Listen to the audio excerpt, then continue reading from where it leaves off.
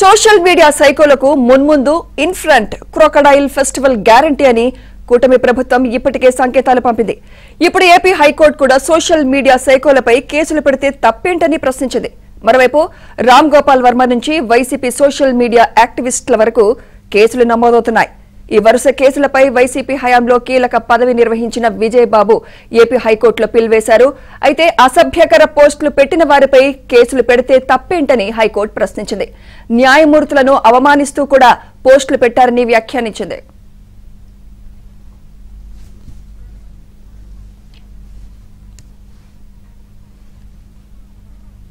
మరోవైపు రామ్ గోపాల్ వర్మ నుంచి పోసాని కృష్ణమురళి, శ్రీరెడ్డి, వర్ర రవీంద్రారెడ్డి, సజ్జల భార్గవరెడ్డి, ఇంటూరి రవికిరణ్, సుధారాణి తదితరులపై చర్యలకు రంగం సిద్దమవుతోంది.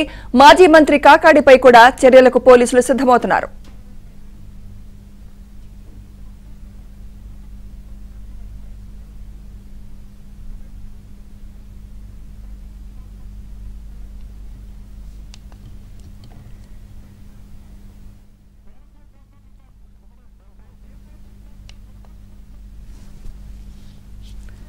రైట్, ఇదే అంశంపై మరింత సమాచారం ఇన్పుట్ ఇన్ఛార్జ్ శ్రీహరి అందిస్తారు. శ్రీహరి.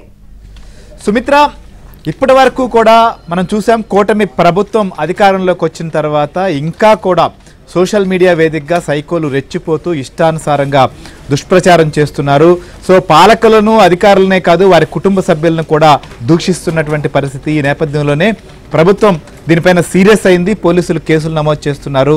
సో అలానే చాలా మందిని కూడా అరెస్ట్ చేస్తున్నటువంటి పరిస్థితి. అయితే కేవలం ఎవరైతే కింద స్థాయిలో ఉన్నటువంటి వారే కాదు, ఇక్కడ చాలా మంది పెయిడ్ ఆర్టిస్టులే కాకుండా అసలు ఆర్టిస్టులు కూడా ఎవరైతే ఉన్నారో వారిని కూడా పట్టుకునే ప్రయత్నం చేస్తోంది పోలీసు యంత్రాంగం. అందులో భాగంగానే హైదరాబాద్లో ఉన్నటువంటి రామ్ గోపాల్ వర్మకు ప్రకాశం జిల్లా పోలీసులు నోటీస్ ఇచ్చారు. వీరితో పాటుగా పోసాని కావచ్చు, శ్రీరెడ్డి, ఇంకా చాలా మంది, సజ్జల భార్గవతో పాటుగా అనేక మంది ఎవరైతే దీన్ని మొత్తం వెనక నుండి నడిపించారో, లేకపోతే తమకు ఉన్నటువంటి పేరు, తమకు ఉన్నటువంటి ఇమేజ్, లేకపోతే తాము ఏ రకంగా అయితే సోషల్ మీడియా ద్వారా ప్రభావితం చేయగలము అనుకున్నటువంటి వారందరూ కూడా ఒక స్థాయికి మించి, ఒక పరిధికి మించి ఈ యొక్క దుష్ప్రచారాన్ని చేసినటువంటి పరిస్థితి. సో ఉన్నది లేనట్లుగా చేయడం అనేది ఒకటైతే, వ్యక్తిత్వ హననానికి పాల్పడడం, సో వారి కుటుంబ సభ్యులు కూడా సభ్య సమాజంలో ఎవరైనా అడిగితే ఏం చెప్పుకోవాలో తెలియనటువంటి స్థితికి తీసుకెళ్లే విధంగా కూడా ఈ యొక్క పోస్టులు కూడా పెట్టినటువంటి పరిస్థితి. సో ఒకే కుటుంబానికి సంబంధించినటువంటి అన్న చెల్లెలు లేకపోతే చెల్లెళ్ళు, వాళ్ళు ఎవరి కుటుంబంలో ఎవరికి పుట్టారనేటువంటి స్థాయి వరకు తీసుకెళ్లినటువంటి పరిస్థితులు మనం చూసాం. సో వైఎస్ షర్మిల కూడా ఈ ఎపిసోడ్ పైన ఆమె తమ యొక్క గోడును వెళ్ళబుచ్చుకుంది.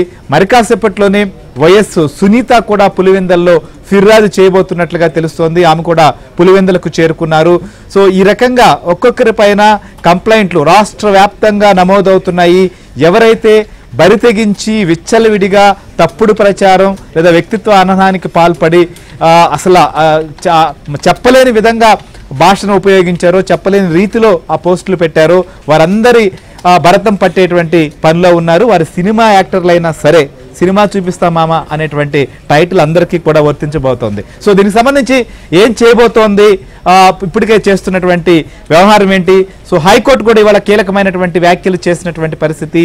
పిల్ వేసినటువంటి ఏదైతే ఈ కేసుల పైన పిల్ వేస్తే కూడా ఇది ఏమాత్రం కూడా సమర్థనీయం కాదు, పోలీసు చర్యలను ఆపమని చెప్పలేము. ఏదన్నా అభ్యంతరకరమైన విషయాలుంటే చట్ట ప్రకారం లీగల్గా చూడాల్సినటువంటి మాత్రమే పరిగణలోకి తీసుకుంటామని చెప్పి హైకోర్టు చెప్పడంతో సో దీనికి సంబంధించిన విషయం పైన మరింత దూకుడు కూడా పెంచబోతోంది పోలీసు యంత్రాంగం. సో దీనికి సంబంధించి మరింత అప్డేట్ మా ఏపీ బ్యూరో చీఫ్ రామారావు లైవ్లో మనతో పాటు సిద్ధంగా ఉన్నారు. ఇక ప్రకాశం జిల్లా పోలీసులు రామ్ గోపాల్ వర్మని ఎప్పుడు విచారణకు రమ్మన్నారు, సో ఆయన విచారణకు పిలిచి ఏ అంశాలపైన ఆయన ప్రశ్నించబోతున్నారో కూడా వెంకట్రావు లైవ్లో సిద్ధంగా ఉన్నారు. ఇక ఇప్పటి వరకు కూడా మేము ప్రముఖులం, మా జోలికి ఎవరు రారు, మేమేం చేసినా మేమేం మాట్లాడినా చెల్లుతుంది అనుకున్నటువంటి సినిమా రంగంలో ఉన్నటువంటి వారి పరిస్థితి కూడా ఎలా ఉండబోతోంది, వారిలో ఏ రకమైన టెన్షన్ మొదలైందో కూడా సృజన్ మనతో పాటు లైవ్లో సిద్ధంగా ఉన్నారు. ఇక వెంకట్రావు చెప్పండి, అసలు ఏంటి ఇవాళ పోలీసులు వెళ్ళారు, నోటీస్ కూడా ఇచ్చారు, అసలు కంప్లైంట్ ఏమని చేశారు? పోలీసులు నోటీస్ ఇచ్చి ఆయన ఎప్పుడు హాజరు కావాలని చెప్పి ఆదేశించారు, హాజరైతే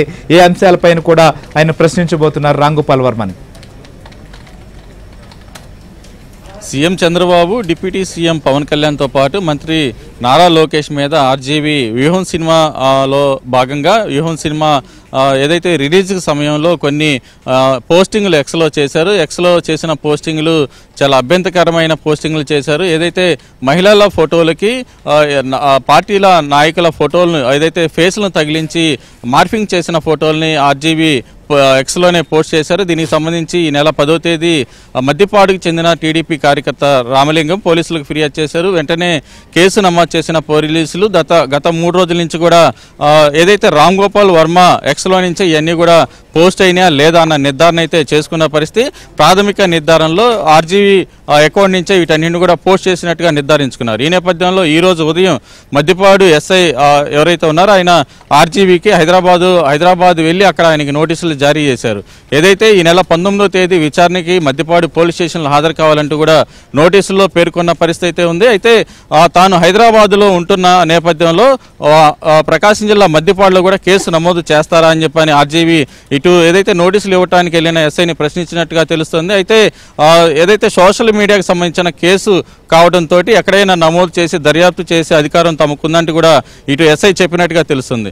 ఏదైతే ప్రధానంగా చూస్తే ఆర్జీవీ ఏదైతే గత 5 ఏళ్ల వైసీపీ కాలంలో అప్పట్లో ప్రతిపక్ష పార్టీ నేతలుగా ఉన్న చంద్రబాబు కావచ్చు, నారా లోకేష్ కావచ్చు, పవన్ కళ్యాణ్ కావచ్చు, ఇలా ముగ్గురిని కూడా టార్గెట్ చేస్తూ అనేక విమర్శలు చేస్తూ వచ్చారు. వాళ్ళ ఫోటోల్ని ఏదైతే అసభ్యకరంగా మార్ఫింగ్ చేసి వాళ్ళ ఫోటోలను కూడా డైరెక్ట్గా ఎక్స్లో పోస్ట్ చేశారు. ఏదైతే సినిమా రంగంలో ప్రముఖుడిగా ఉన్నానన్న స్పృహ కూడా మర్చిపోయిన ఆర్జీవీ ఏదైతే పార్టీ నేతలను అసభ్యకరంగా దూషిస్తూ పోస్టింగులు చేయటాన్ని ఇటు తెలుగుదేశం పార్టీ కావచ్చు, జనసేన పార్టీ నేతలు కూడా జీర్ణించుకోలేని పరిస్థితి.